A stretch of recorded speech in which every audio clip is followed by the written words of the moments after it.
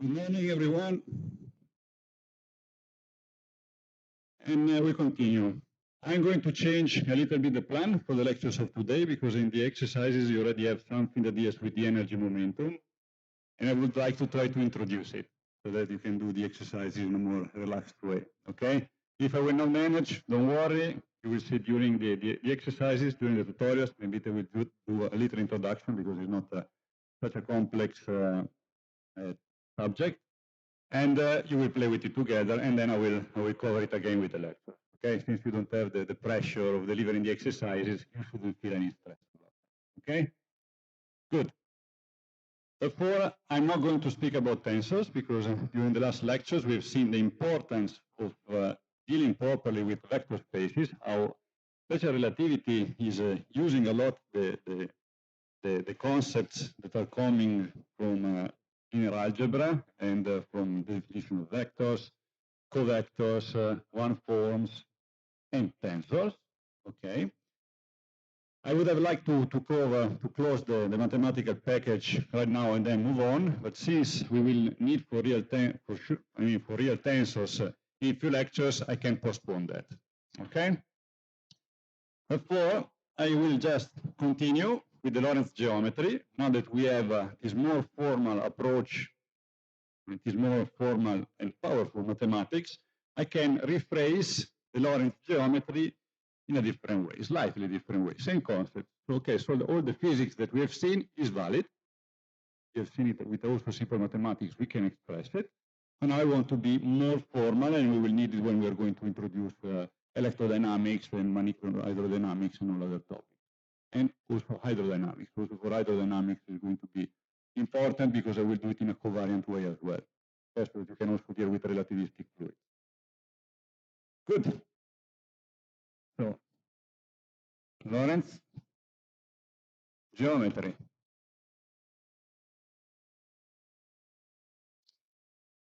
So, no need to stress the fact that we are dealing with vector spaces. And what we are basically doing is now defining objects in a four-dimensional space, for a four-dimensional vector, a four vector, which is have four components.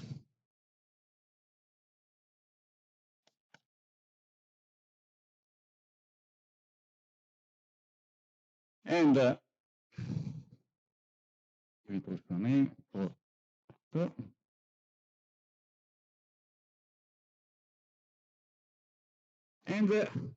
and if you are looking for separations in the vector in the space-time diagram, so we have seen these four-dimensional spaces in which we have the three dimensions, three spatial dimensions, and a time dimension.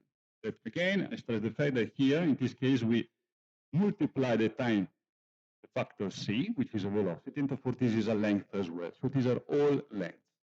Okay, several times in books you will find that. Okay, that's because people define everything or velocity in units of the speed of light. Okay, so if you have this sort of writing, t and x, it means that they are assuming c equal to 1, not 300 kilometers per second.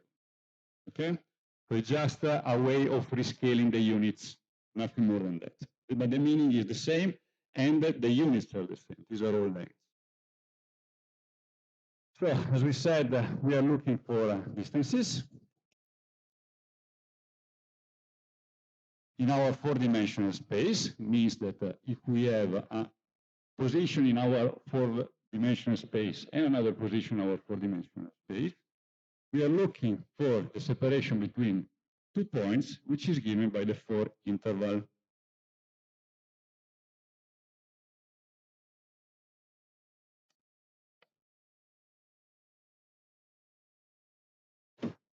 For interval, that now can be expressed in several ways. Okay? For example, at the beginning, what I showed you was basically that we had the x0 square plus, sorry, minus here, plus the x1 square plus the x3 the power of 3, right? And I told you, this can be written as a symmetry, so we have a double symmetry with respect to indices, mu and nu, in which we have our metric, nu. In this case, we are dealing with a Minkowski metric, such that we can have this representation of the x mu, the x nu. And I told you, look, carrying around these indices is just annoying. We can just forget about it. And if we see indices repeating up and down, we know that there is a symmetry involved. Okay? Never forget this fact. And then we introduced the one forms. And since this is an interval between one position and another position in our four-dimensional vector space, it is a vector. The x is actually a vector. The x mu is the mu component of the vector defined by the x. Okay? So the x is actually a vector. If we want, we can write it like this. The x mu is the mu component of this vector. That's how we could read it. And then what we introduced? We introduced the one forms, right? And we have seen also the meaning of index lowering. We have an index repeated up and down here with respect to the metric. And this is going to lower our index, and the index lower will become nu, which is the index which is left free in our metric, which is not the dummy. Therefore, we have the x nu, the x nu. Repeated index, we see that we have the symmetry that is actually this one. Okay? This is when we introduce frames.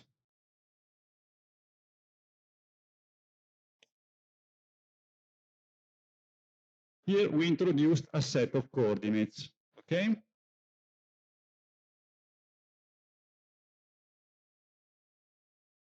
Let's use another index just to, let's call it alpha.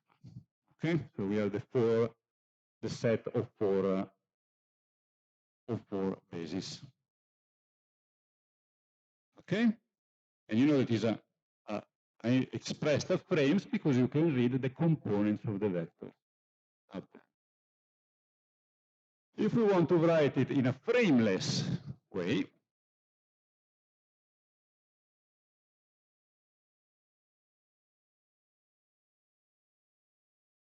we are exactly the same. This is the very same ds square. And if we want to use a frameless, we have a frameless way of representing all of that. We again have the x, and now I express it as a vector. And you see, you cannot read any mu, nu, no indices here. This is the full the x vector. Then we have our metric, which is a matrix 4 by 4, as we have seen. And then we have the x. Okay, so it is a matrix representation.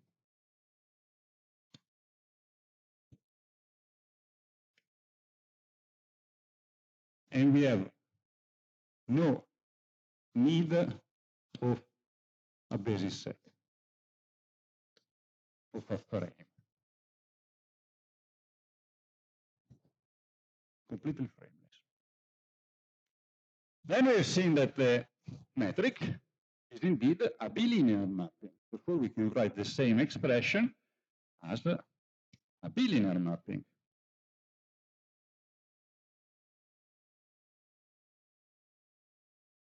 And we know that this bilinear mapping represents the scalar product between two vectors. And I can as well write it like that. But then as well, what we have seen that this little part here of this expression, if we leave one slot free, is actually a one form. Therefore, we can write it as the now with the tilde, applied to the vector. So this is a linear mapping applied to one vector.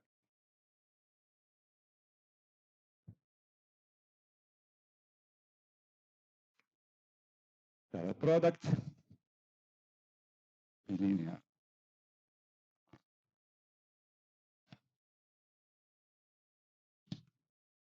Linear mapping and linear. The 1, 4. Then what? Also, what else is left to list here? You see, this is the scalar product of the x with itself. What's that? Here we have the norm. Therefore, we're going to have that all of that is equal to the x squared, which is our Four interval. And of course, in all this expression, you see that we got a real number. Okay? So you see, same stuff expressed in several different ways. Here with a frame, here without a frame. Yes?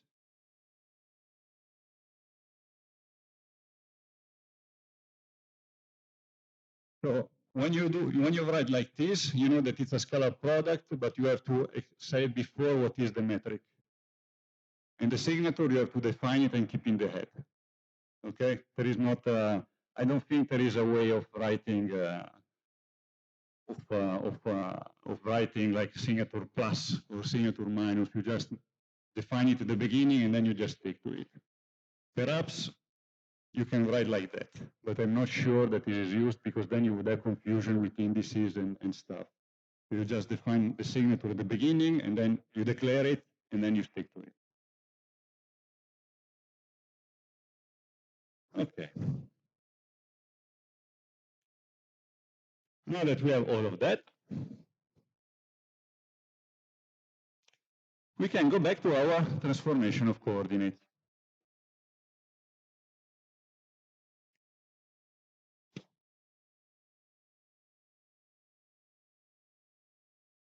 That, as we have seen, it must preserve homogeneity.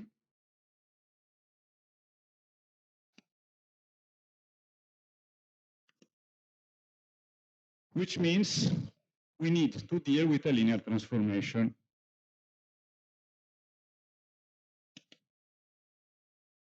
The transformation we are dealing with to preserve homogeneity must be linear transformation. Moreover, the fact of preserving homogeneities is actually equivalent of saying that the scalar product keeps, that the metric keeps the four intervals in, that when we transform the metric under this transformation, we get the metric unchanged. So the metric itself is invariant.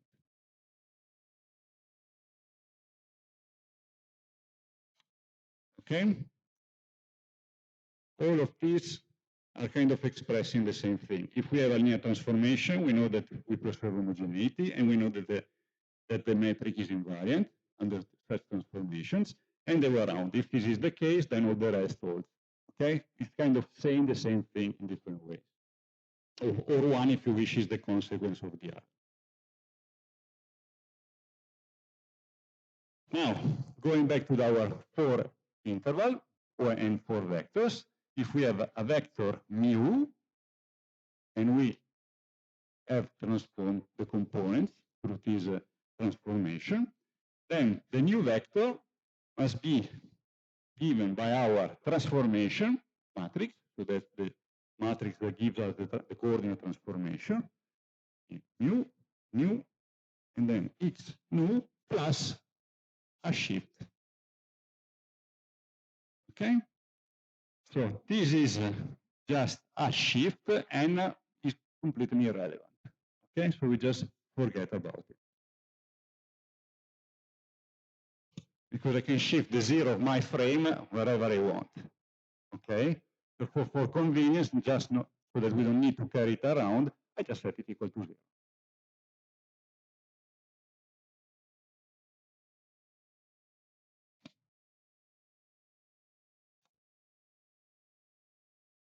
we are not losing any generality here. Okay? Our transformation matrix. Now, at the beginning of the lecture, I gave you the expression with these two equations, one for x, one for t, and the other two for the x and y component. Now, I give it to you as a matrix expression. Therefore, we have our components, x mu nu. I'm expressing the entire matrix. Therefore, I say all the components are equal to gamma minus beta gamma 0, 0. Then we have minus beta gamma, gamma 0, 0, 0,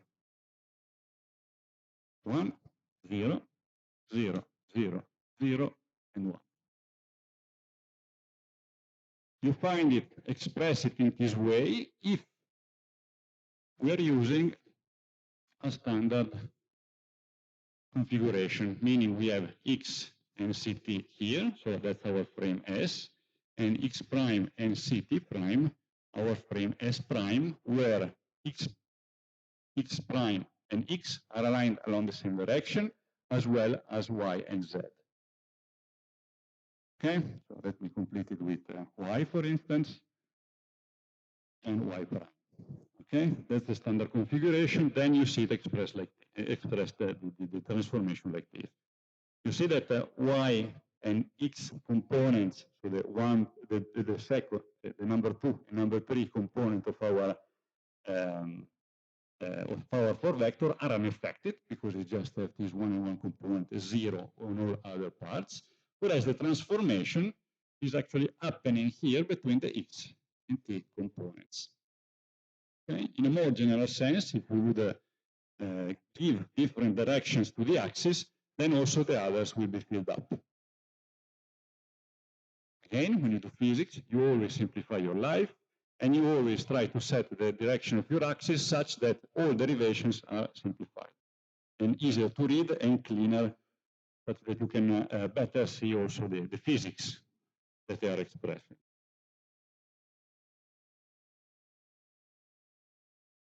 Good. Speak about this is important. And now a closer look, I would like to give a closer look to Lorentz invariant quantities, because these are super important, because they are the ones that are going to carry a lot of physical information in the derivations that we are going to do.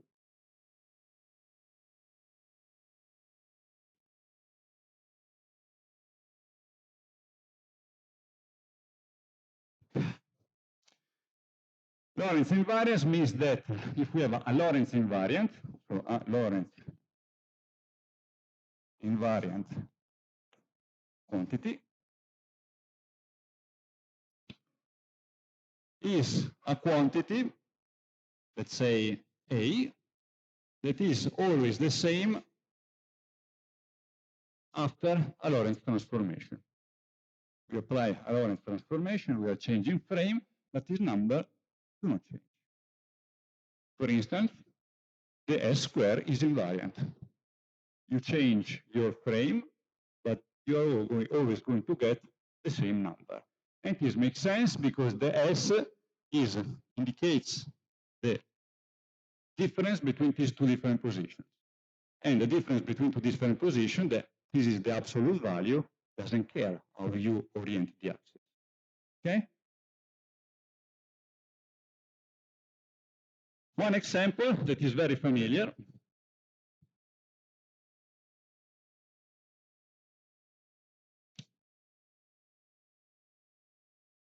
Familiar examples are rotations, so linear transformations in the standard Euclidean three-dimensional space. 3D Euclidean, in which we have what? We have our frame, say x and y. That's not the space-time.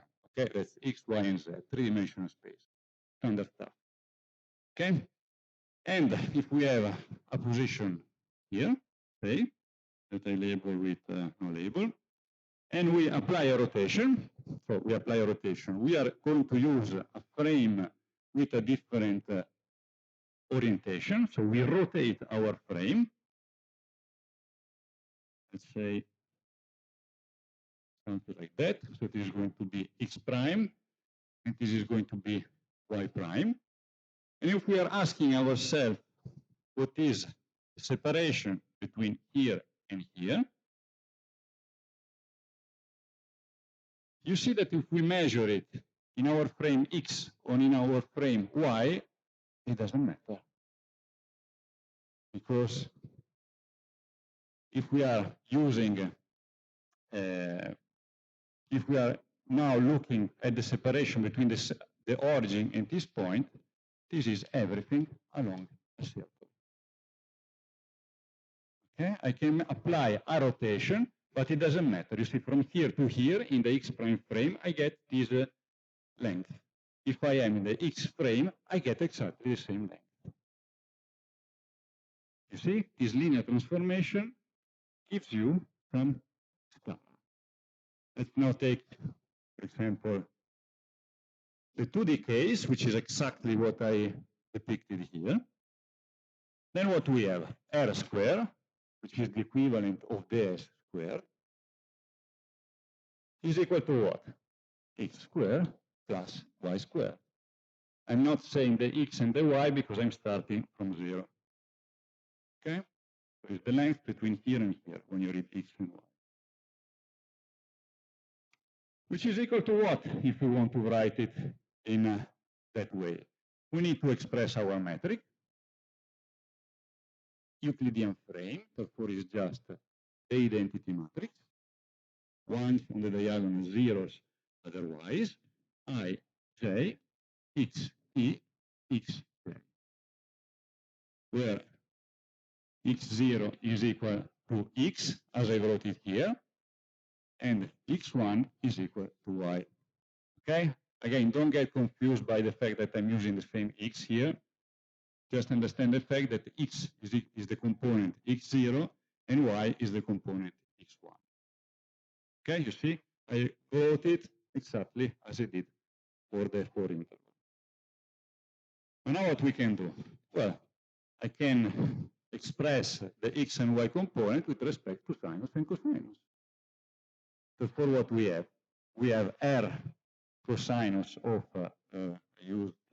alpha plus or squared plus r sinus of alpha squared. This is x squared, this is y squared. And r is exactly this length. And now what? I can collect the r together. Therefore, we have r squared that multiplies cosinus squared of alpha plus sinus squared of alpha. Now, apply any alpha, you always get r squared because this is equal to 1. Okay? That's where the invariance is coming from with respect to this transformation.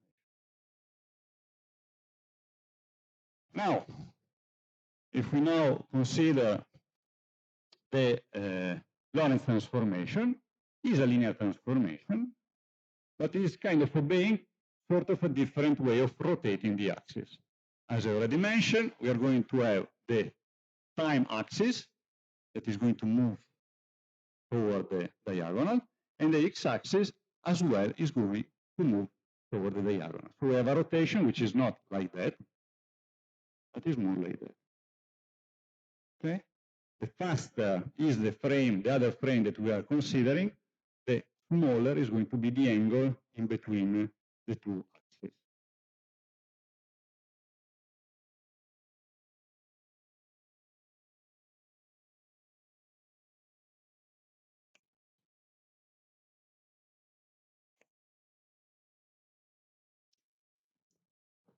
But now we are not considering alpha as this rotation angle, but we are going to use C, the so-called rapidity parameter.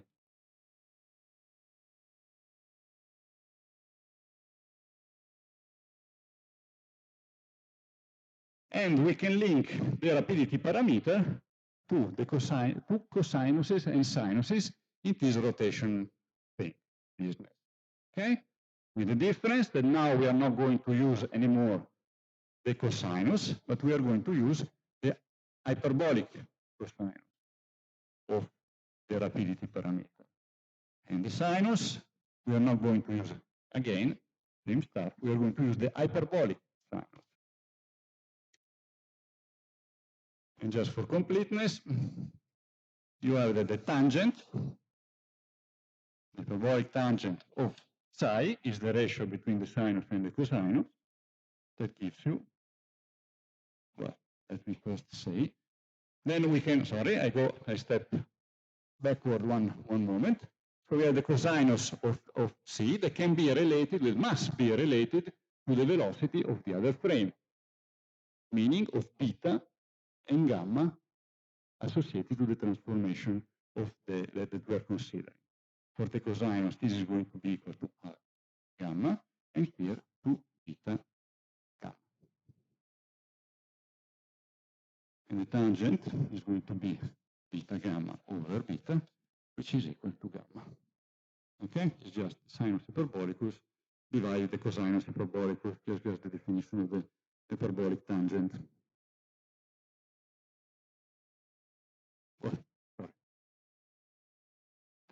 Gamma beta is equal to beta. Okay. Now let's give a look, now that we define this thing, it looks kind of black magic because we are kind of defining it by hand. If you wish, we can just get this sort of expression by being inspired by the limits, minimum and maximum allowed by the cosinus hyperbolicus and the sinus hyperbolicus, because the cosinus, okay. But there is a more deep meaning that is coming from group theory. And maybe I will give a hint about it, but I don't want to go into that detail because, as I said, I want to arrive at the energy momentum today. Good. Now that we have that, we can give a look at what happens if we are looking at the same sort of scenario in which we want to know, painted, we have our X and T. We have some position that now I call S. Okay, I don't call it R, I call it S, but it has exactly the same meaning. I call it S because that's the name that we used before. Okay, so that you better see that it's related to the Four interval. So what do we have? S square is equal to what? Minus T square, the T square, plus the X square. Again, as I wrote up there, but I need to use the proper metric, I'm going to have nu mu nu, the X mu, the X nu. And now, if I'm considering, I'm applying this sort of coordinates based on the angles, I'm going to use the cosinus and the sinus hyperbolic instead of the standard sinus and cosinus. As before, we have the length, R, this case S, because I just relabeled this way, sinus hyperbolicus of C square plus S, sorry, minus cosinus hyperbolicus of C. This is the cosinus, this is the sinus, and there is the minus in between. That respect the fact that we have the Minkowski metric with a minus. I just put the minus on this side just for convenience. And then again, what we do? We do the same stuff, S square, then we have that I'm grouping together, here and here, sinus hyperbolic of psi, minus cosinus hyperbolicus of psi. And what is it equal to? S square.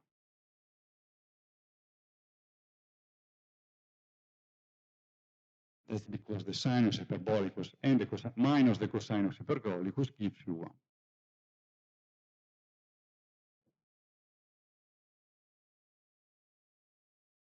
Okay? And in fact, the rotation of the axis now is not like of this sort, but when we apply these hyperbolic functions, the rotations is actually this one, x prime. So we have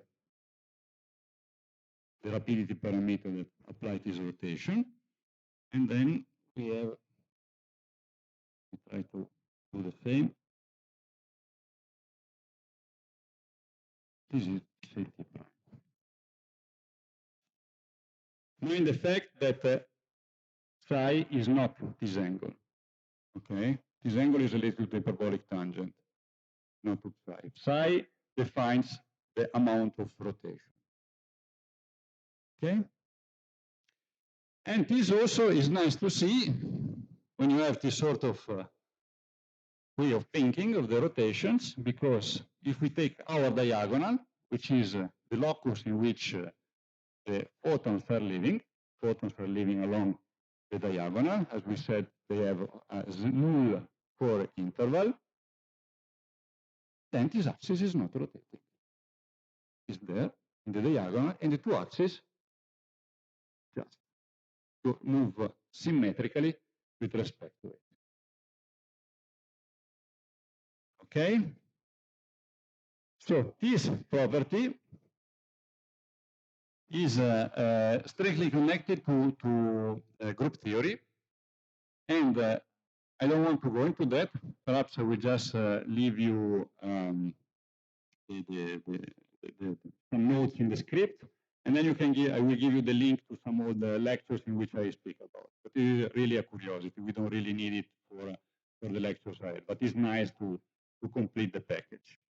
And if you apply group theory, and if you give it you say the kind of transformations that you have in hands to mathematicians, you give to it the Lorentz transformation, and say, that's a special orthogonal group.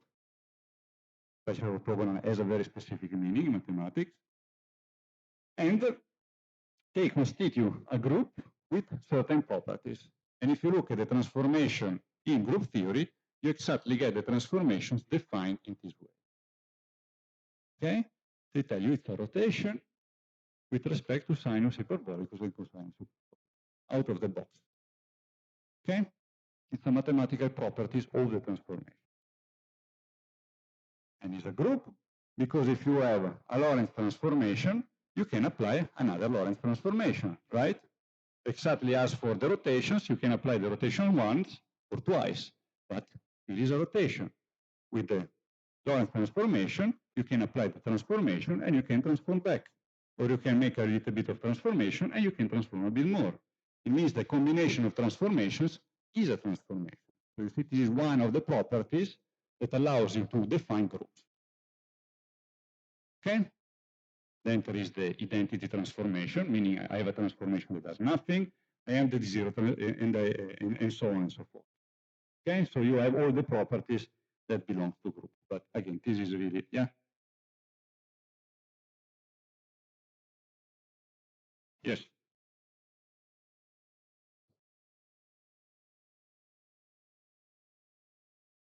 Here and here. Thanks. Okay.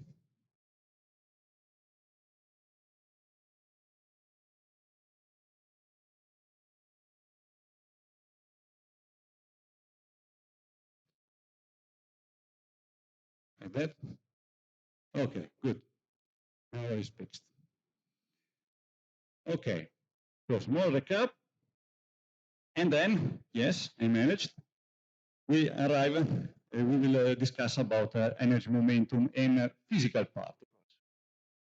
But let's first make a small recap in which I now can introduce the Lorentz geometry in a proper way because we have the minimum, really the minimum necessary tools to deal with it, namely we have core vectors, living in a four-dimensional space. We have distances expressed by the four interval that we already discussed.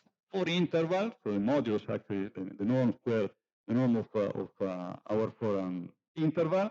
that is expressed in this way, as we have seen at the beginning of the lecture. Then I introduced the Einstein notation, which we can drop the parameters, repeated index up and down. We have also the expression for one forms.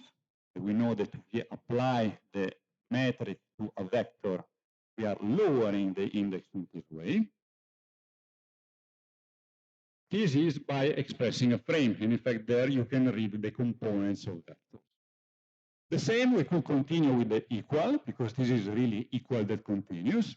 We can have an expression which is frameless, in which we can give our 4 interval, the square of our 4 interval, expressed in a matrix representation, which we have our matrix, the metric, and then apply to the 4 vectors, to the 2 4 vectors. But again, as I said, the metric is a bilinear mapping. We can write it this way, because the metric is swallowing 2 vectors. Metric, that I said, is a bilinear mapping representing the scalar product. And as again I mentioned, if we get the first part, if we leave like this slot free, and we are considering only that, we define the so-called one forms, which are a linear mapping that can be applied to vectors. Okay? And as well, if we go back to our scalar product, what we have? We have that the scalar product of a vector with itself, we can get our norm, which is a scalar.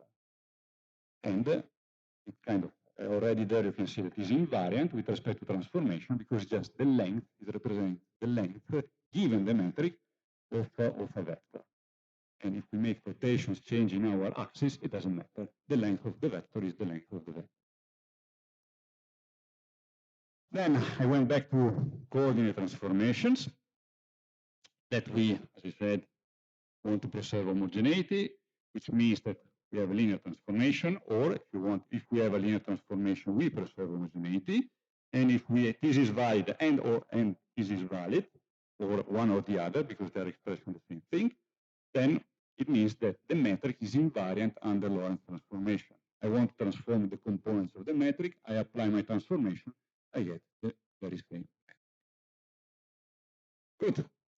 And now that we have a bit cooler way of writing equations, I can give the expression for all 4 components of the transformation in this way.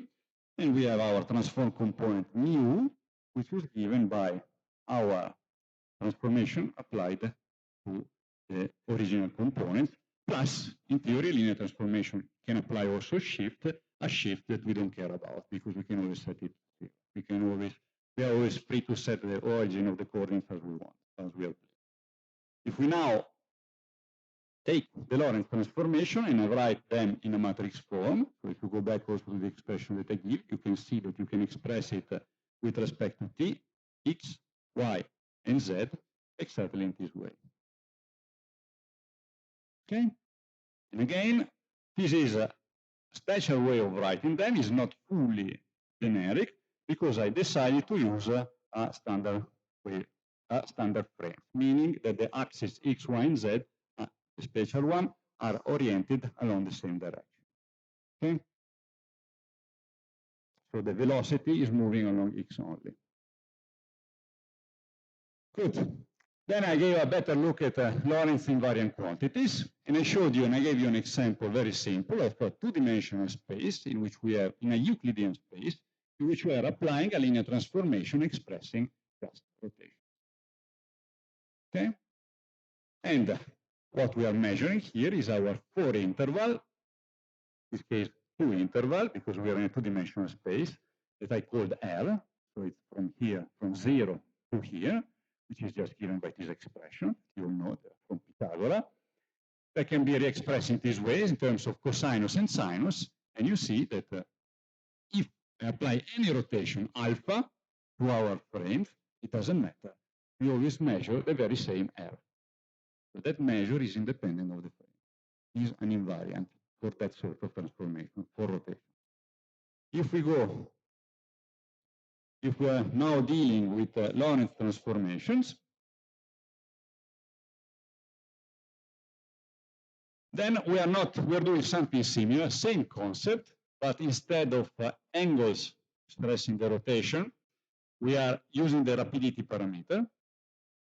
And instead of using cosinus and sinus, we use the hyperbolic version of that.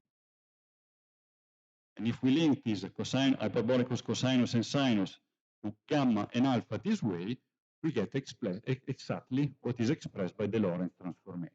In fact, you see there is the gamma and beta gamma that are also occurring here.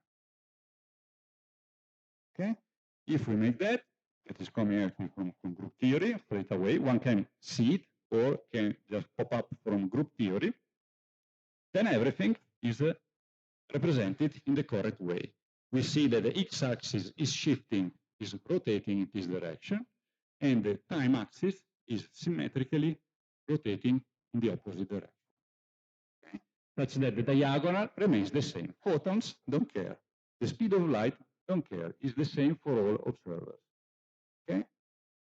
The other axis, they rotate. And again, take care that this rapidity is not this angle in this Cartesian representation. Okay? That's related to the tangent, the hyperbolic tangent, but that doesn't matter.